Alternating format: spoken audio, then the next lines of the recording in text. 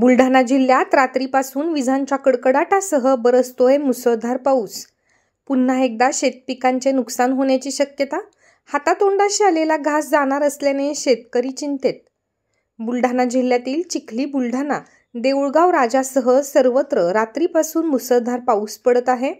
विजांच्या कडकडाटासह पाऊस पडत असल्याने शेतात पाणी साचून पुन्हा एकदा शेतकऱ्यांचे शेती पिकांचे नुकसान होण्याची शक्यता आहे। मागील महिन्यात सुद्धा असा जोरदार पाऊस झाला होता, त्यामुळे जिल्ह्यातील सोयाबीन, उडीद, मूग, कपाशी पिकांचे मोठे नुकसान झाले होते। सध्या सोयाबीन काढणीला आली आहे आणि अशातच रात्रीपासून चिखली, बुलढाणा, सिंदखेड राजा, देऊळगाव राजा, खामगाव तालुक्यात पाऊस पडत असल्याने शेतकऱ्यांची चिंता वाढली आहे।